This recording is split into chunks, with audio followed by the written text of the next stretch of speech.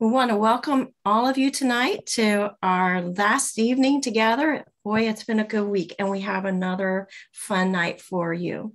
Cynthia Ruchti tells stories hemmed in hope through her novels, novellas, devotions, and nonfiction, and through speaking for women's events, retreats, and writers' conferences and workshops. She draws from 33 years of experience writing and producing the 15-minute daily radio broadcast, The Heartbeat of the Home. And Cynthia is an award-winning author. Her books have received recognition from Romantic Times Reviewer's Choice Book of the Year, Publishers Weekly Star Reviews, CELA Awards, Christian Retailing Best Awards, Golden Scroll Awards and Novel of the Year, the Carol Award, 2 Christie finalists, and more. She serves as professional relations liaison for American Christian Fiction Writers, is a founding board member of the Deliver Hope Ministry, and is part of the worship team at her church. She's also a literary agent with Books and Such Literary Management. She and her husband live in the heart of Wisconsin, not far from their 3 children and 6 grandchildren. Cynthia, I look forward to hearing you speak about the power of story. Thank you so much. Every time I hear my own bio, I think, well, who is that woman? But there are a couple of updates that I should give. There are 6 grandchildren to date. I'm leaving the door open that there could be more. Not sure, but our youngest son has 1 child, and they have talked about maybe gifting us with another grandchild. Our grandchildren run the ages from 20 to 2 years old. So we have everything in the mix there, which is a lot of fun. Really a lot of fun. And I serve on the worship team. I'm a backup singer with all the teeny boppers on our worship team. I feel like I'm the token senior on the team, but I do enjoy that an awful lot. Music is kind of in my blood. Just as a side note, my dad was a band director, and all of us 5 kids played multiple instruments, and music has been just a really big part of my life too. But I have another talk that I often give that talks about that correlation between the musicality of what it is we're writing, which interests me as well. But tonight I wanted to do, rather than something technical or nuts and bolts of writing, what was laid on my heart and it wouldn't let me go is the idea of the power of story and the power of readers. Every author is also a reader, so this covers all of us. And I thought that this might be the kind of a setting where we could do that kind of a discussion together, that kind of a talk. So my first question is, are there any Hamilton fans out there in the audience? I'm one of those people who resisted Hamilton for a long time. I thought a musical that has history in it, just not sure. But once I did finally watch it, and then immediately watched it again, and then have watched it a 3rd time since then, I fell in love with everything from their storytelling method to the props to the setting, the way they use the stage so beautifully, the costumes. Yeah, Paige is nodding her head. The costumes, the humor that was in it, the deep, deep drama that was in that story, Hamilton, as seen on Broadway and other places. And that a glimpse of history that I had forgotten, and then other parts of history that imagination really helped me understand through that. And of course, there was entertainment. It was created to be entertaining. It wasn't created to be a documentary in any way. It was created to entertain. And that's what fiction often is.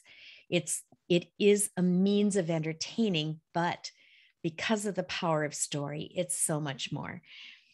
As it did for many people, Hamilton captured me with the story behind the story, those little scenes, the layers, all the elements that until you've seen it the third or fourth or fifth or 10th time, you don't even pick up on that little innuendo or that little nuance. Those things that the reader might only, or the viewer might only catch in an expression on the face, or the distance between people, or a glance, or my favorite scene where there's a hand that's slowly reaching out to the hand of another, when Eliza's reaching out to Alexander Hamilton, or a single word, forgiveness, and the power of that. If you're not a Hamilton fan, then that might not make any sense to you, but you do, on the other hand, understand that in story, that's often it. It's not what's said, it's what's not said. It's not necessarily the action that's the large action that has the highest impact. It's the small thing that has the highest impact. So that's really the mark of a good story. A good story will always do that sort of thing to us. It will make us feel something. I remember one of the very first classes that I ever attended, I was told that fiction is intended to make you feel something. And that has stayed with me for a long, long time as I've been writing. It may not be what we want to feel necessarily. We might feel a little poke at something in us. It might be that we're convicted about something. It might be that we are made aware of a weakness in ourselves, or something that we didn't want to confront about ourselves. But even science tells us that reading novels increases our empathy.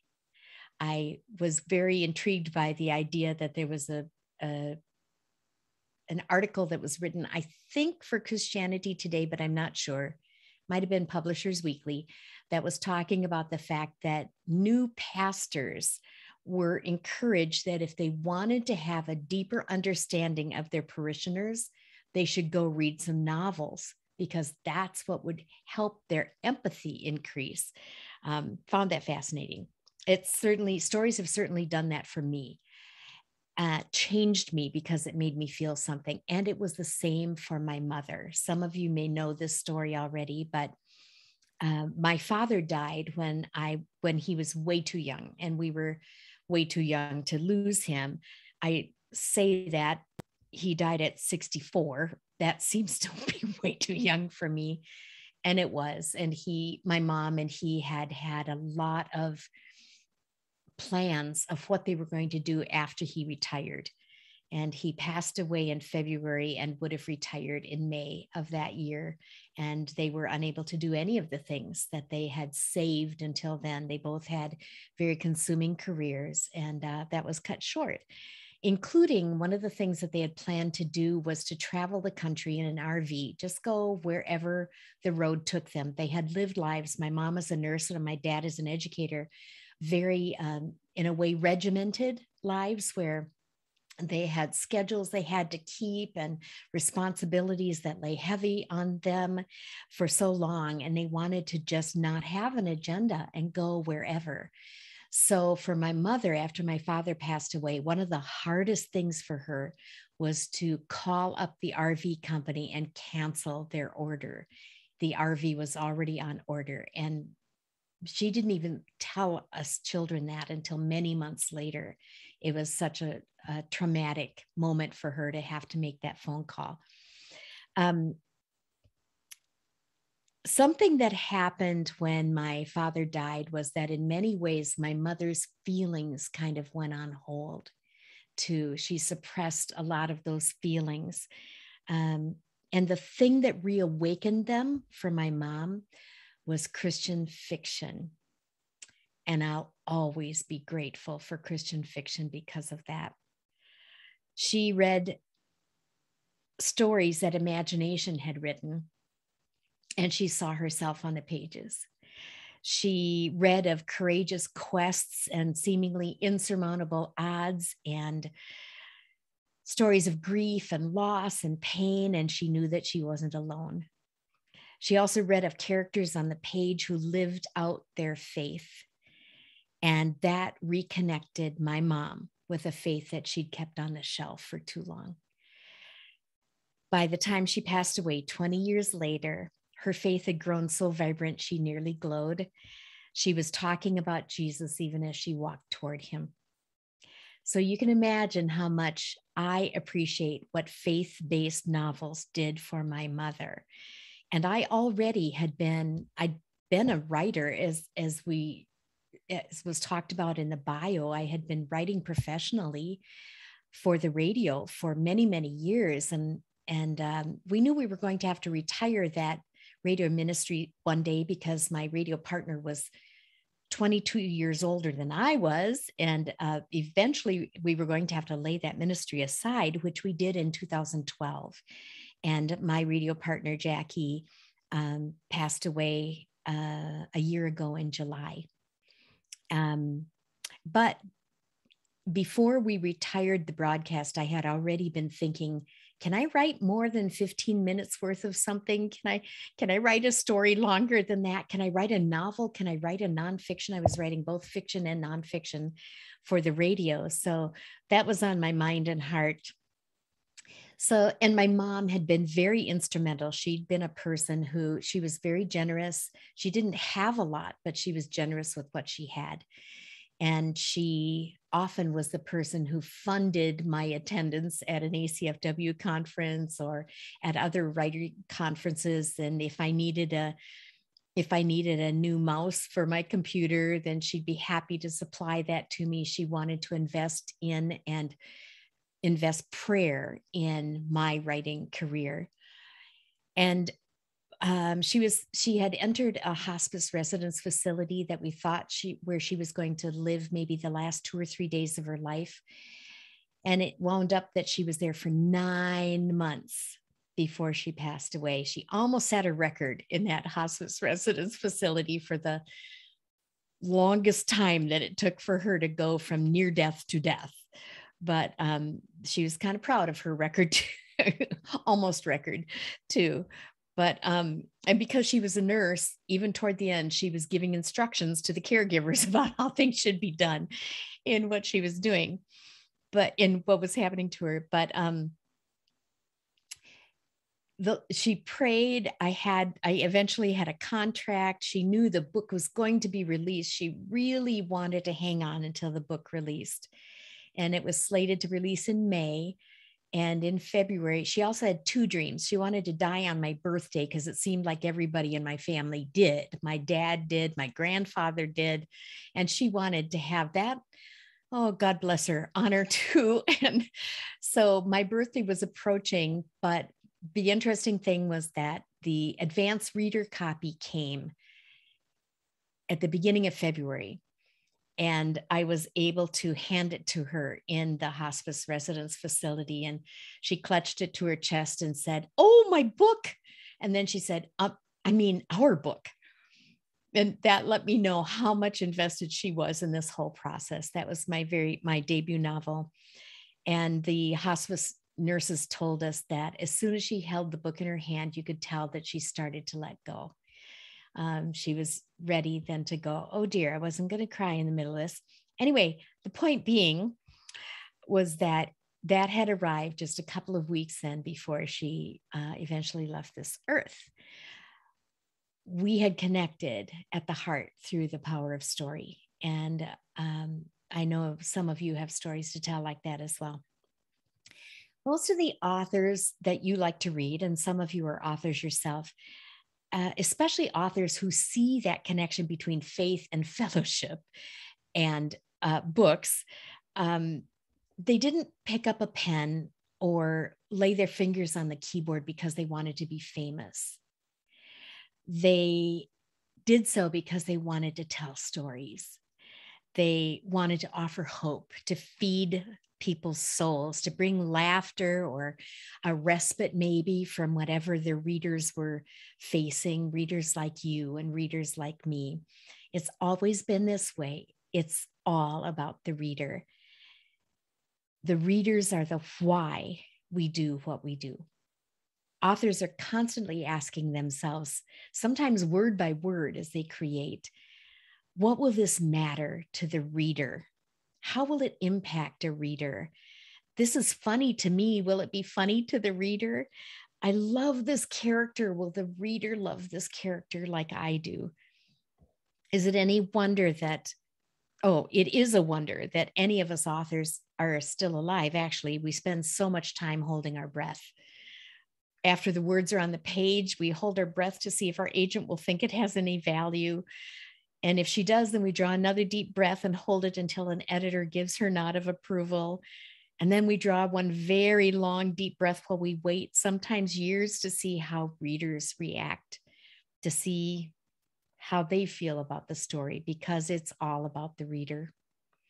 And then we open an email or a note or a social media post or read a review and discover that the reader hasn't had so much fun in as long a time as she can remember. So we gave her a laugh, or gave him a laugh, and how wonderful that could be credited to the story. Or she resonated with the main character because they share a lot in common. That real person shares a lot in common with that imaginary person. Or she saw her life circumstances in a new light. It may come as a surprise to people, but authors don't read reviews to see if the reader wrote, "What a great book," or "This is a must read." Authors scroll through reviews looking for statements like these. See if you agree with me. "I reconnected with my brother after reading this story." Or, "I've put distance between myself and God for way too long. No more." Or, "It flattened me to realize I'd been hoarding emotions that have kept me paralyzed." Or a review like this: "I saw my husband in a new light after reading your book. I so needed that." That was really part of my story. After I read Love Comes Softly by Jeanette Oak, many of you may have read that too, I realized that an ordinary man who is faithful is still a hero. And I saw my husband through hero eyes then. After that, a reader approaches at an event, or maybe an event like this, and whispers, "I understand my grief a lot better now." Or, "Your story showed me that I wasn't holding a grudge against my dad as much as I was holding a grudge against God." Or our phone pings with a direct message: "Thanks for writing that book. It deepened my empathy, or stirred my compassion, or gave me hours of enjoyment in the middle of a tough situation." And then we can exhale as an author. The book mattered to a reader. It moved readers. The story landed right where it needed to. Entertaining? Well, we would sure hope it would be. But more than that, it made the reader feel something. And then more reviews start showing up online, readers encouraging other readers to give that book a try. They're talking to each other on social media about the charming setting, or the unexpected ending, or the unusual treatment of the topic. They tell others those beautiful words: "You have to read this book." Those reviews can never be looked on as lightly. They mean so much to an author. And then we authors draw another deep breath, waiting to find out if enough readers will purchase the book that we can keep writing another book, and another and another. And because it's all about the reader, that's the reader's influence. They can influence even whether we will have the opportunity to tell another story. I have a personal story to share with you. I'm entrusting it to you because you showed up here at this event. You came to a place where authors and readers connect. You came because story matters to you, and likely because you know what God can do through words on a page. I really struggled writing my recent novel, Facing the Dawn. The main character had lost so much, and I came to a chapter where I felt compelled to write about yet another loss for her, yet more grief. And the conversation in my mind was kind of like a debate with God. I said, Lord, you're not going to ask me to go there, are you? You don't want me to go there. You're not going to make me.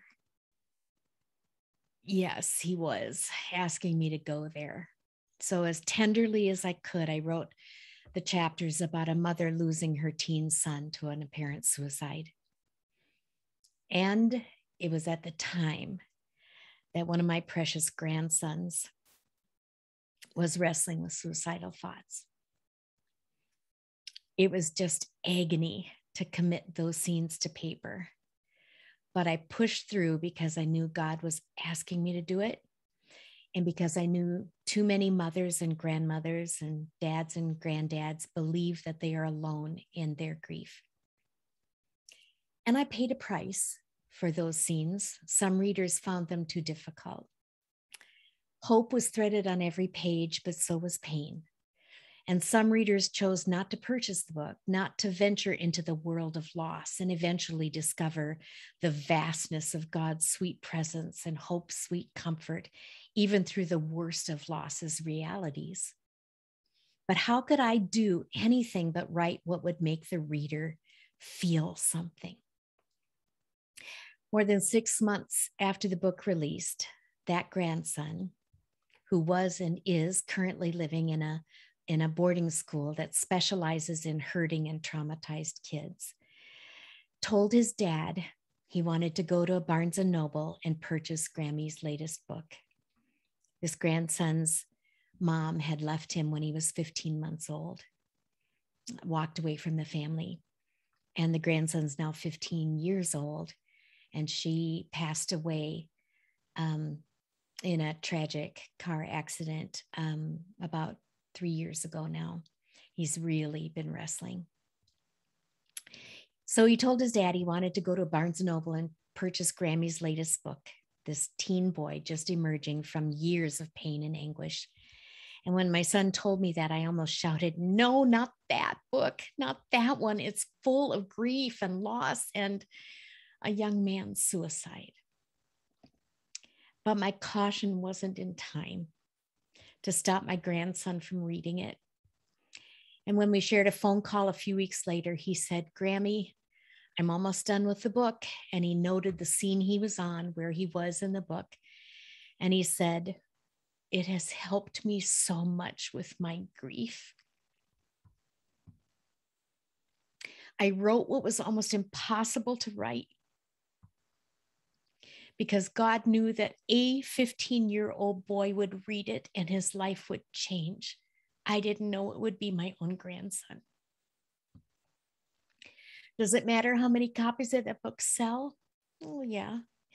Does it matter if it ever gains an industry honor or reaches the bestseller list? Those things may be important, but what really matters is that it moved someone, and that someone was so dear to my heart. I started telling stories professionally when I was 27 through that scripted radio broadcast called The Heartbeat of the Home. For the whole first year that the ministry was on the air, we didn't receive one single listener letter. It was airing on a Sunday afternoon in a retirement community, and the broadcast was for the spiritual needs of stay-at-home moms, of which there may not have been any in that area. And they certainly on a Sunday afternoon at 1:30 wouldn't have been listening to the radio. So the whole first year, not one single listener letter. And then it was picked up by another station, a larger station, and listener letters started to come in, even though we had been asking God every day for that whole first year, are you sure this is what you want us to be doing? We finally heard that the words we'd written and spoken into microphones were resonating. And eventually the broadcast, which was the fictional slice of life scene from life, everyday story, followed by devotional thoughts about how God's word can speak to everything we face, whether directly or indirectly. Eventually, it aired on 48 stations across the country. And as I said before, it lasted for 33 years on the air, Monday through Friday. And we compiled transcripts of those broadcasts so hope could reach listeners and readers. One of them was a young woman who had recently moved to a new town with little kids. She had no community yet, no real friendships, no family nearby. So, no one to mentor her through the challenges of being a young mom. She kept listening and kept listening and kept finding hope. I met that woman at a writer's conference. She's an author who, until we met, had no idea of the connection between us. Then I spoke and she recognized the voice. And she said, "You're not, are you?" And I said a few words from the intro for the radio broadcast. And then we made the connection. She had been listening. She was that young mom, now grown up. Her children were older. And we finally got to meet at that writers' conference. She recognized the voice that had proclaimed God's truths to her every Monday through Friday at 8:30 in the morning on that station in her town, and served as a companion as she walked through hard times. She had been cared for and about and prayed for, although we'd never met. We authors pray for our readers as we write. We shed tears for them and their needs. We chuckle over how they'll feel when they discover a particular line or chapter or kiss.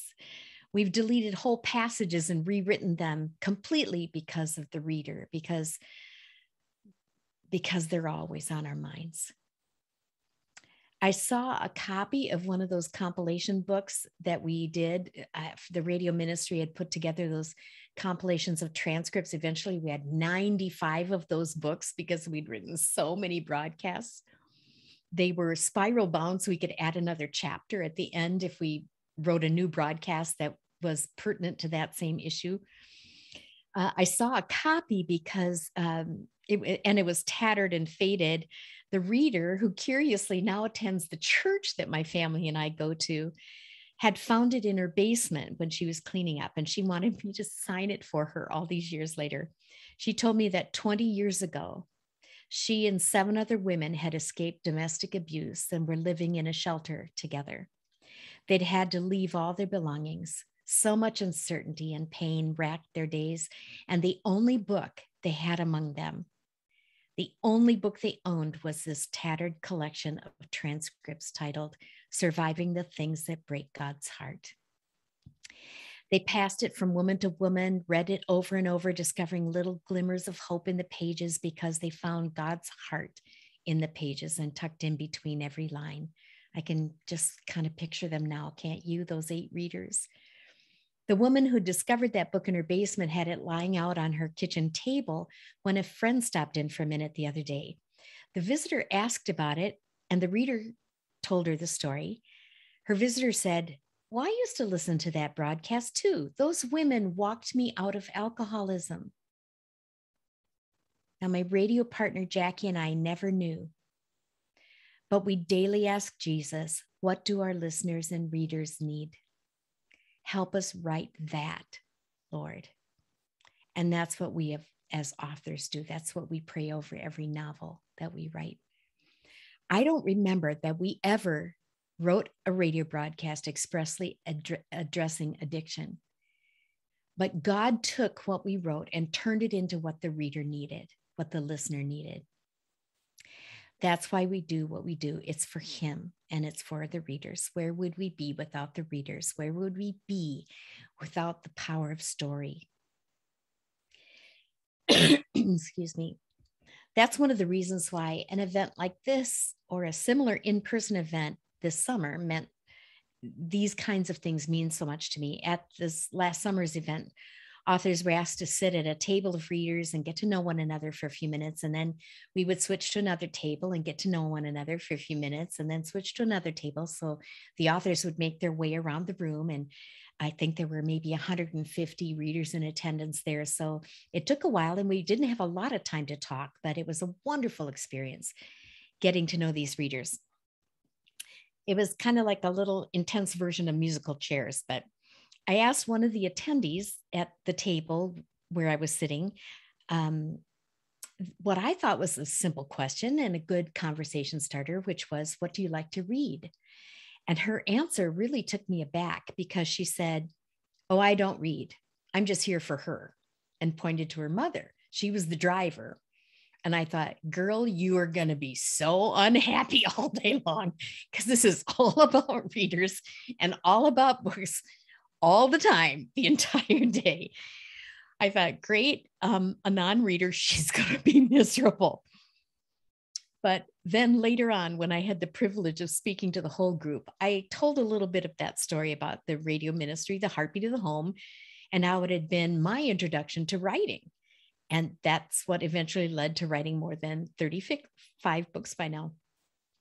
So after the talk, during a short break, that woman, that I'm not a reader young woman that I had met at the table, rushed over to me. She said, I don't want to freak you out, which is a really good way to freak somebody out, by the way. She went on to tell me this incredible story. The power of story. She serves as a nurse in a psych ward at a well-known medical facility. They'd had an inpatient years earlier who was admitted because she had a deep mental breakdown following the loss of the older woman's husband. That woman was completely distraught. She was hurting herself and others, despite having had this long reputation as a loving, caring, sweet-tempered woman, until this psychotic episode sparked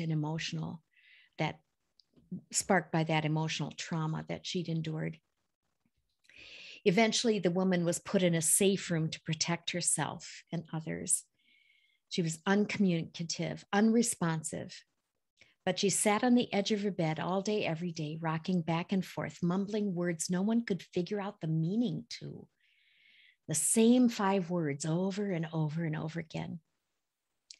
The psych nurse at the reader retreat told me that the woman's chart consistently read, patient continues to be unresponsive to treatment or human interaction and continues to chant the heartbeat of the home, the heartbeat of the home, the heartbeat of the home, the heartbeat of the home. The non-reader nurse at the reader's retreat said, none of us knew what she was really saying until today when I heard you say those words. She told me that eventually the medical team landed on the right combination of medications for the woman, and her deep, untouchable grief lifted enough so she could return to her normal, loving, gentle self. And nobody ever talked about what she had been saying.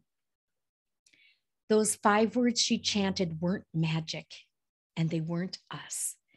They were all she had to hang on to, though. But it wasn't the radio program she was grasping for. It was this. Each broadcast began with this introduction. In the midst of all the clamor and confusion around us, there is one who offers hope. He is peace in the midst of pressure, an anchor in the storms of grief, rescue for capsized relationships, and deliverance from despair. As you listen in these moments, you will learn of him. The patient couldn't remember all those words, but she could recall the heartbeat of the home, heartbeat of the home, the heartbeat of the home, and knew she was clinging to the hope giver, her anchor, her rescue, her deliverance when her mind and her emotions failed her. The nurse, that non-reader who I thought would be miserable at an all-reader all the time event, said, I can't wait to go back and share with my coworkers that the mystery of what she was mumbling is solved. So God was going to get glory again when she told the other nurses and even maybe the doctors. And I would never have known it if that young nurse hadn't told me her story. Oh, the power of story. Oh, the power of readers. We authors are well aware of the literary circle of life. There's a seed that becomes a tree, and when that tree is harvested, it becomes paper. And from plants who are related to trees, how interesting, we get ink, and from an author's mind to a computer file, to a publisher, to eventually a bookstore, All along the way, a book is still just an inanimate object. It remains ink on paper or pixels on a screen until a reader engages with it, until a reader enters the scene. It's a little like community soup. You know, when everybody comes together and brings what they have, and you make a beautiful, wonderful soup out of it. So the author provides this rich broth with lovely chunks of tender meat floating in it. It's been simmering for a long time. As the table is set, guests start arriving. Each reader guest brings an ingredient or two to add to the soup pot. One brings an onion and the salty tears she shed over past hurts that somehow show up on the pages of the book she didn't even know she needed. Another brings fork tender potatoes, what she offers from her so-called ordinary life, not knowing that potatoes are an important ingredient for good soup. Another reader adds homegrown carrots she scrubbed by hand, harder than usual because of the anxiety raging through her.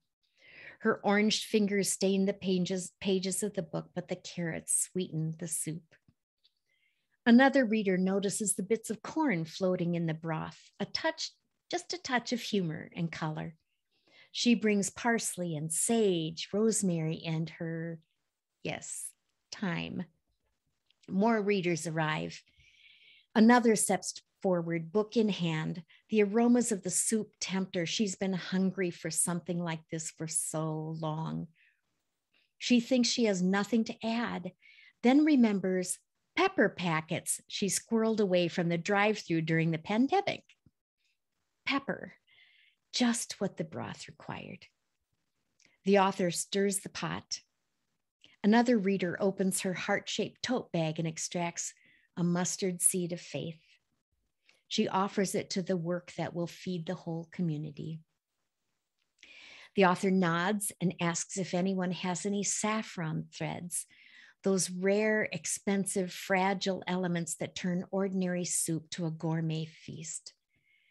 The brokenhearted among them part with a few. It costs them to contribute, to read the book, but what they offer matters.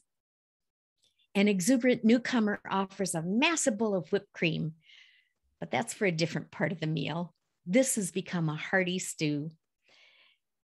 The author nods to another dish on the counter, strawberry shortcake dessert that's been waiting for whipped cream. But then the readers sit and eat, and the author remains in the kitchen. As readers find places at the table, the sound of the author's "Lord bless this food" trails toward them from the kitchen. They dip their spoons into the pottery bowls and taste, then another taste. What had been broth and meat in the book is now a feast. The readers eat to their heart's content, sometimes pausing to comment about the flavors, sometimes silent, pondering or remembering. Each palate is different, designed that way by God. To some, the savory flavors are most prominent.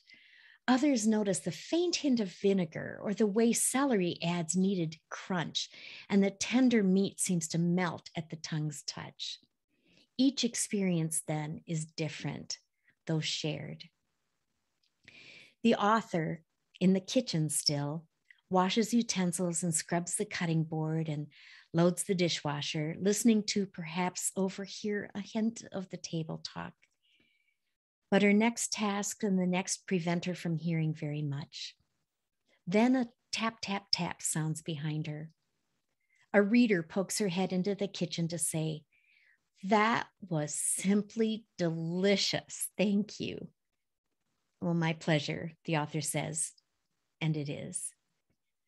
"It wouldn't have been the same without the ingredients you readers added." "Well, you did the hard work," the reader says. The author pauses, smiles, and then adds, "You brought it to life."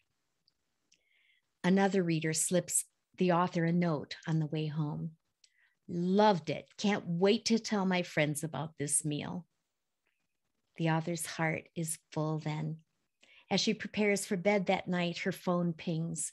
It's an email from another of the readers at the feast. The next time you make soup, please invite me again. And the author says, I will. May I pray for you? And then we'll open it up for questions if there's time left for that. Father God, thank you so much for allowing us the privilege to share these minutes together tonight, to reflect on the power of story, the story concept that you invented, and the power of you speaking through story, and the wonderful power and importance of readers who add so much to that stew, without which it would just be words on a page. And I ask that for each of these people who are gathered here, who have been spending time at this Faith and Fellowship Book Festival, will have their hearts made full and rich, will feel when this is over that they have had a meaningful feast that will carry them on for days and days. And for the authors among us, I pray that you will help to take their stories as far and wide as you want them to go. And for the readers among us, I pray that you will help the readers understand how very valuable they are to this process and how it wouldn't be the same without them. We do love you, Lord. We ask you to be with the rest of the evening's events tonight and carry us on to what you have for us next, and after that, and after that. And it's in the name of Jesus, our Savior, that we pray. Amen. Thank you so much, Cynthia. That was amazing. That was very inspiring and hopeful and touching at the same time. So thank you so much for sharing that. Pleasure. My pleasure. While we're waiting for some questions to come in, I have one for you. Many authors dream of being a writer from childhood when they first learned to read. Was that your experience? That was not. I loved reading. I loved books. The bookmobile that came into our little bitty town was my favorite thing.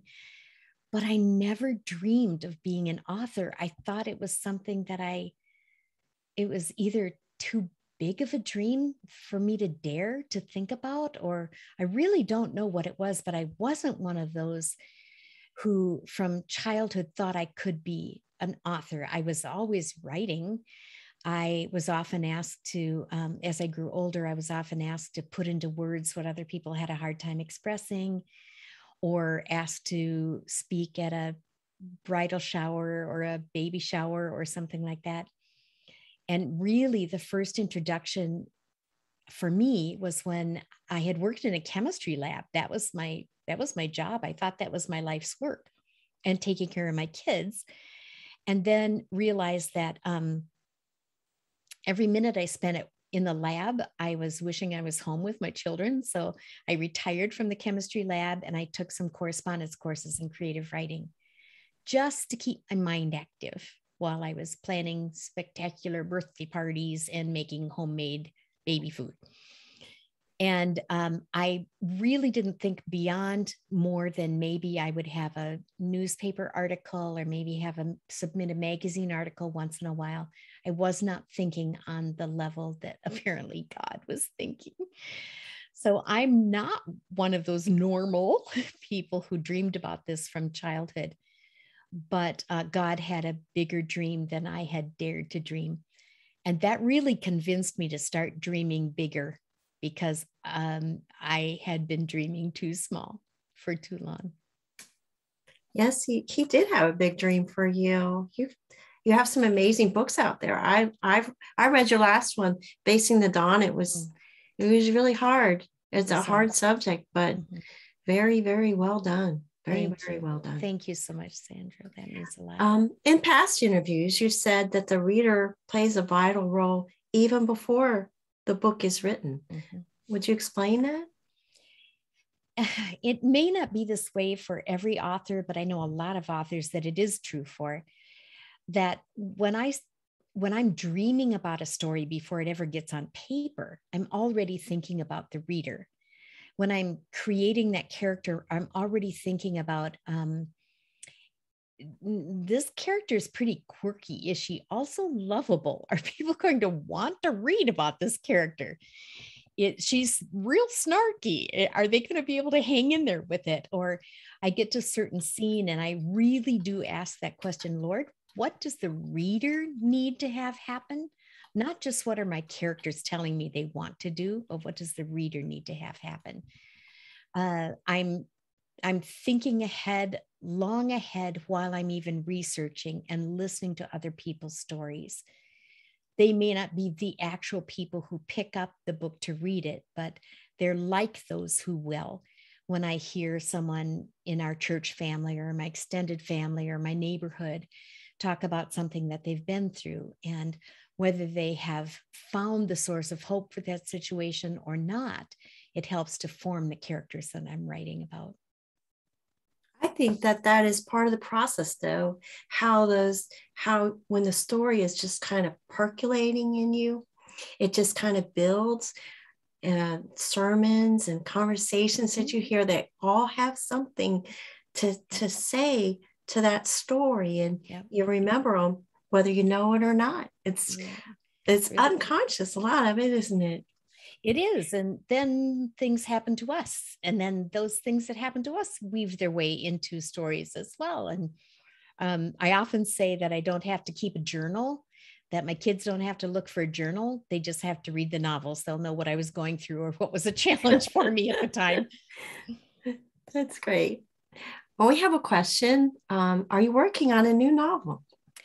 I have several that are brewing right now. I have a Christmas novella that that is not contracted yet, but it sounds like more fun than I know what I could do with. I have 3 other novels that are percolating in my brain. They haven't even gotten to the proposal stage yet, but my hope is that they will show up somewhere, somehow, sometime in the near future. I often have to dream a long time about my stories. I write fast, but I dream long before the stories come to fruition. So someone says, how long does it take you to write a story? The writing part of it goes pretty fast.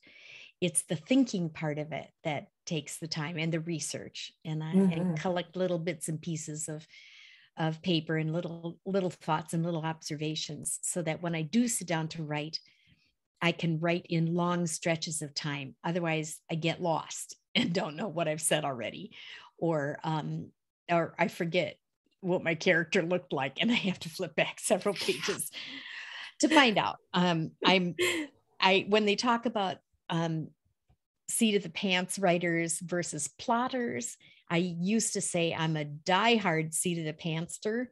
Now I have a little bit of plotter in me, because I at least figure I know where I'm going, so that I won't wind up somewhere in the neighborhood of how many words I should have when the book actually comes to completion. Right. How would you describe the genre you write in, or multiple genres? I have written in several. As I said, I write nonfiction, but I usually say the nonfiction books I write are the books I would like to hand to my characters in my novels. Honey, you need this. Here, read this. You need this. But I write primarily women's fiction, which might be called contemporary fiction or general fiction. But in my definition of the women's fiction, it's where the emotional journey is the primary element, the core element of the story. And that's often a woman, the woman, hence women's fiction. I had one book that almost didn't get published because I wanted this women's fiction book to be told from the man's point of view. How on earth was that going to happen? That book stayed in my file for 8 years before it ever had a chance to go to an editor. And finally, after 8 years, I realized, I could do it this way. And asked my editor if would I have permission to do that and approach it that way? And she said, it's risky, but it's brilliant, but it's risky. Sure, go ahead. I turned it in. She loved it. 2 weeks later, she went to a different publishing house. So the one person who thought this might work was gone from that publishing house. But the book came out. It was called A Fragile Hope, and it was one that also won several awards. And it was really a fun exercise to try to pull that off. But the books that I write are tough topics told tenderly. And my tagline is, I can't unravel, I'm hemmed in hope. That overarching thought, it covers my fiction, my nonfiction, even almost every deep emotional book that I write also has some humor in it too, because come on, we have to laugh at some of these things that happen to us, even when they're tragedies. But in the long runs, I have also written romantic comedies, especially the Christmas novellas that I write are romantic comedies. And I do enjoy that too. It's a good breather for me. It's a breath of fresh air for me. I really enjoy reading Christmas novels and novellas at this time of year. So I'll have to look for those. Thank you. Now, I have An Endless Christmas and Restoring Christmas. And then there's another one, A Door County Christmas is combined 4 authors went together to work on that one. And that's in one of my favorite settings in the world, Door County, Wisconsin. That's the thumb of Wisconsin. Oh, okay. Is that facing the right direction? Yeah, and I Door think County is so. right here. I think so. Yeah. That sounds great. I always look for Christmas novels at this time of the year. They're fun. Natalie wants like to know, what advice do you have for a new author hoping to be published one day? Probably the best advice that I could give is not to give up. But within that piece of advice is, because it's a much longer process than any of us would want it to be. Sometimes when people ask me, I think I have a story in me, what should I do? I want to say, do you have 12 years? And that's an exaggeration, but not by an awful lot. So combined with that is, in that it's not just waiting. It's not just persevering and waiting, but it's persevering, waiting, and learning. So that combination is never stop learning, never stop growing.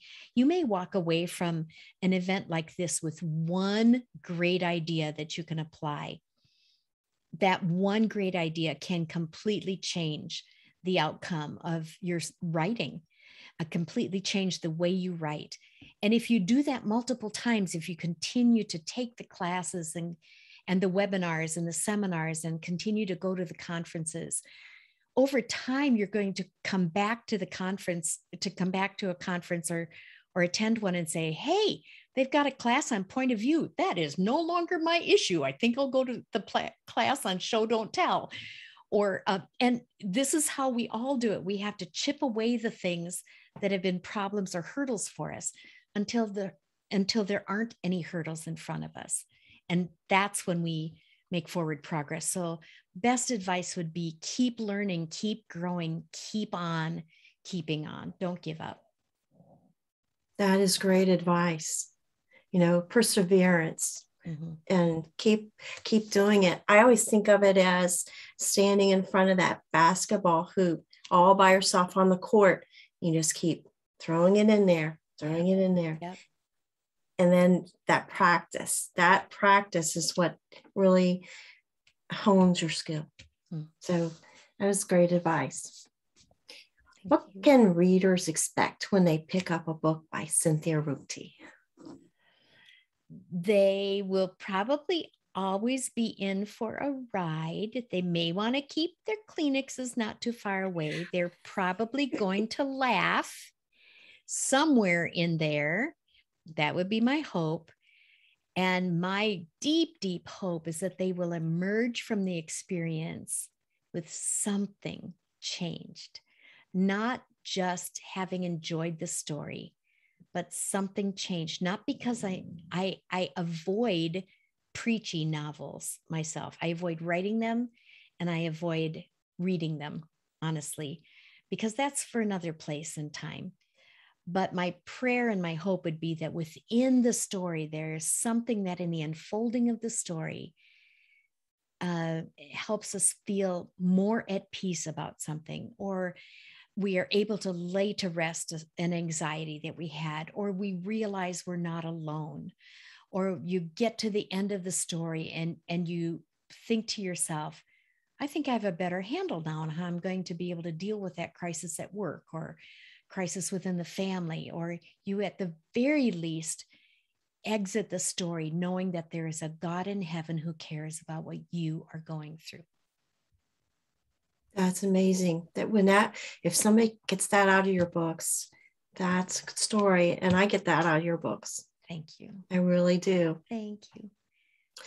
Yolanda would like to know, says, I love the Song of Silence and the older main character. Do you, as an agent, see more older characters on the horizon? I do, partly because there are a lot more of us out there now than there used to be. The stats are that there are 10,000 couples retiring every day in the United States. So, and yes, there are a lot of young people coming up here into readers, which is really great. But I think one of the things that may have been missing for a while is the wisdom of older characters and also the experiences of older characters. If every single book is just about boy meets girl and they fall in love and they have just an adorable wedding, if every story is like that, how many of those stories do we really need? So if there's variety, even in age or what the family looks like with not just a blended family, but maybe there's a multi-generational family as the characters in the story. The Song of Silence that's being talked about, there was romance in the story, but it wasn't the main character. The main characters was their love story and how it had faltered there in the middle. But it was the main character's son and wife who had one of the most beautiful weddings I remember reading about, much less writing. The bride was deaf, so the entire ceremony had to be conducted in sign language. And there are some really precious, tender things that happened in that wedding that was so unlike the typical boy meets girl. They hate each other until the last chapter, and then they kiss and he proposes or she proposes, and then they have this lovely wedding. It was so unlike that, but it was very definitely romance written into that book. So I do think that as an agent, we are going to be seeing more, just as we're looking for a much better representation of diversity in ethnicity, in ability. We also will see more diversity in age as well. And all the old people won't be crotchety and crabby. Some of the old people are going to be a lot of fun. They better be a lot of fun, because that's who we really are. That's true. That's true. Well, thank you so much. We are out of time, and we had more questions, but we are out of time. Our time with you has just been amazing, and we thank you for being with us. I have appreciated it so much. Thank you. I am going to stop the recording.